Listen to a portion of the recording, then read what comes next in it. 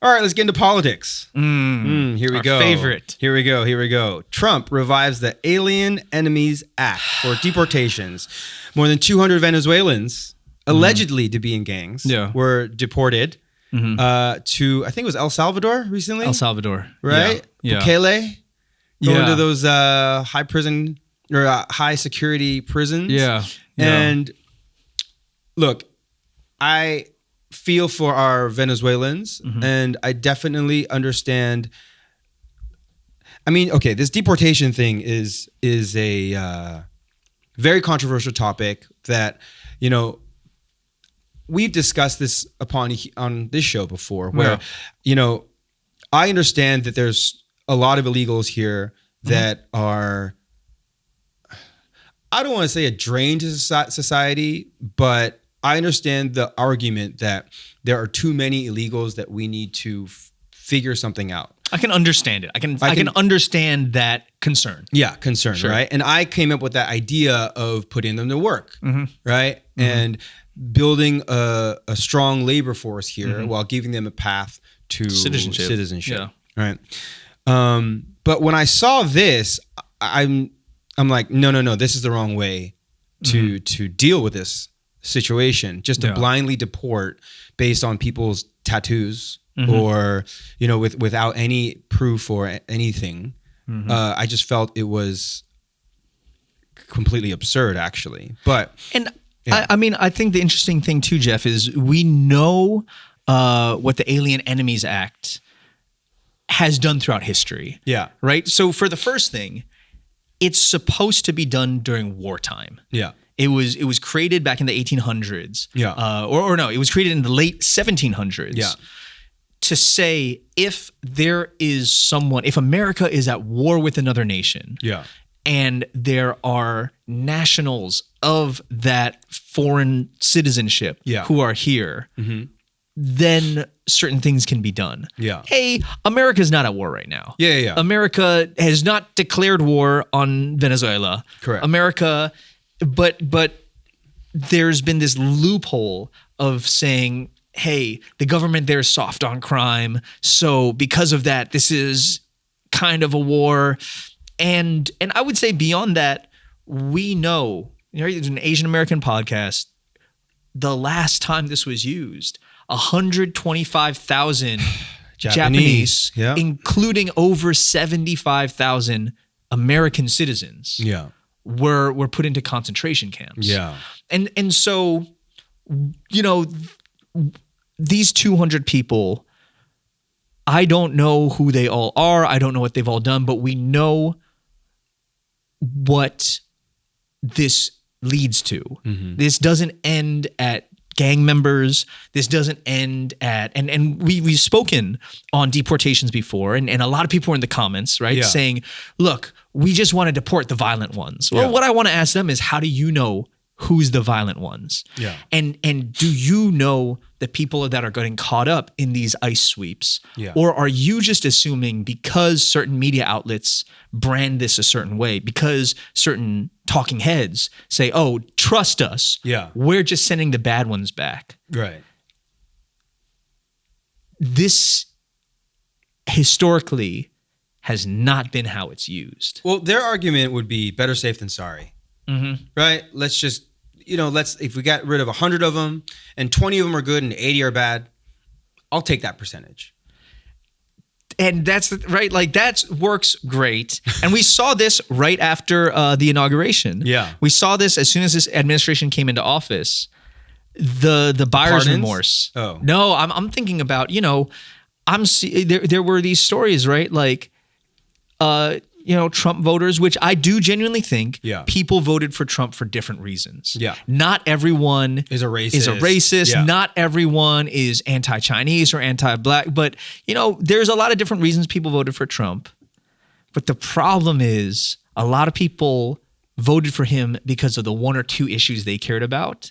And they didn't realize it would bite them in the ass. So I saw, this dude, he voted for Trump. And he's like, dude, my wife worked for the federal government and she just got fired. Yeah. Saw another dude in Florida. He was like, hey, yeah, I'm all about deporting illegals. But dude, my grandma or someone. My Latin American wife was on a green card and she was here legally and we married and she was about to get her citizenship and she just got picked up by ICE. Yeah. And it's like, dude, when somebody tells you who they are, you should believe them. Yeah. And he said what he was going to do before he came into office.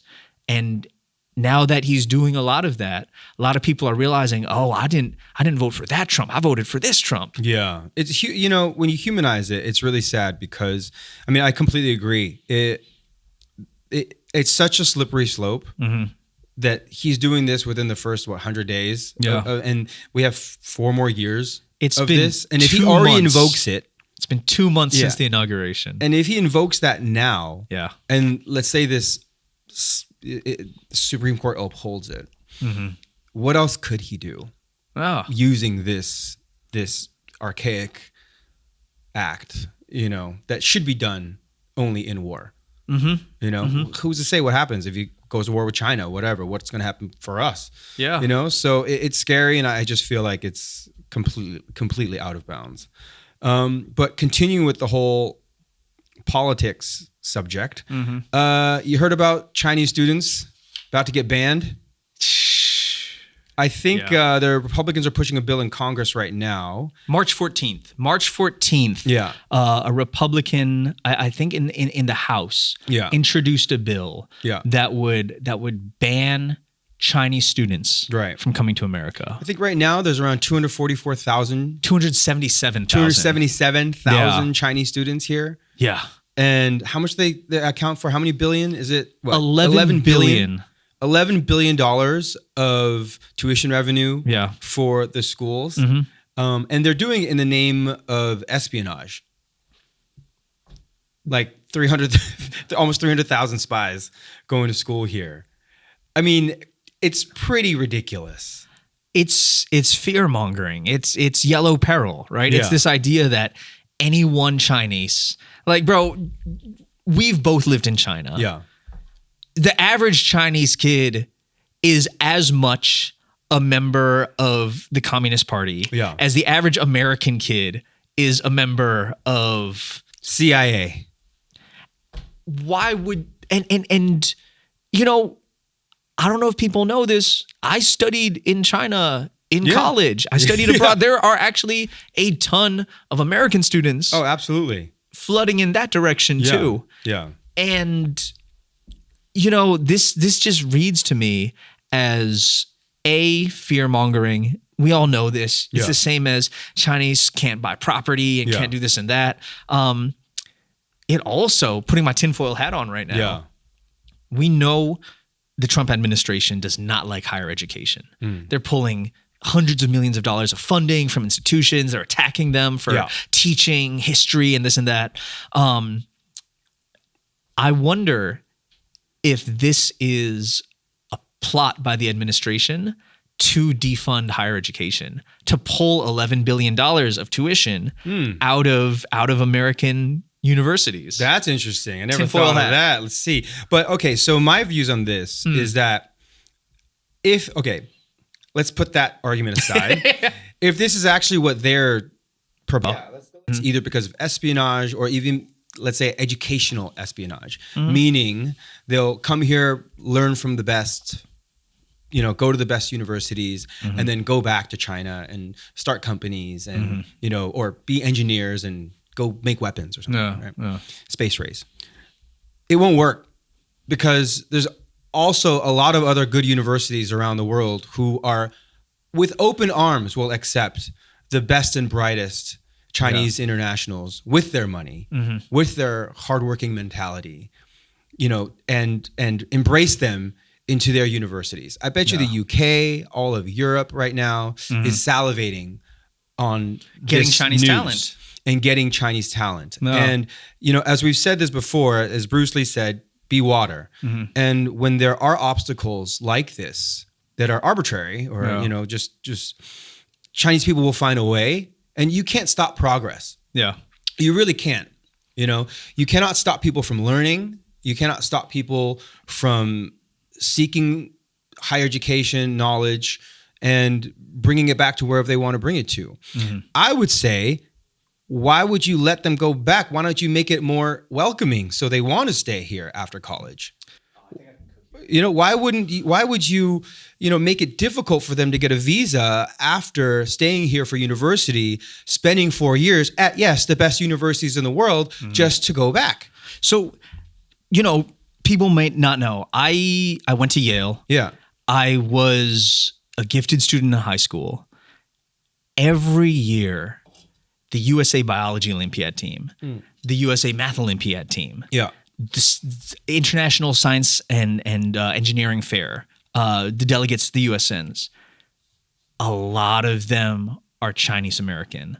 A lot of them are Indian American. Yeah. Everyone that this idea that like, hey, let's get rid of H-1B visas, let's get rid of Chinese international students, Americans. Dude, without Chinese and Indian and other immigrant students and children of immigrants, the U.S. actually loses a ton of its talent. Dude, do you know what the Bay Area and the tech ecosystem and the tech founder ecosystem looks like? Google, Microsoft, Yahoo, NVIDIA, Twitch. All CEOs, Asian descent. Yeah. So, and so that's the thing. Like, people don't understand how much racism is going to cost America. If we lose all the talent that comes to America to learn here and found here, we're actually going to just drop. You thought DeepSeek versus ChatGPT was bad. Yeah. Imagine when you don't have the engineers that are even building ChatGPT. Yeah. That you deport them, or you don't let them come here to school for school, and then you have them go to Europe or other places. Do you think that's how America is going to move forward? In the 21st century? It's completely stupid and very short-sighted.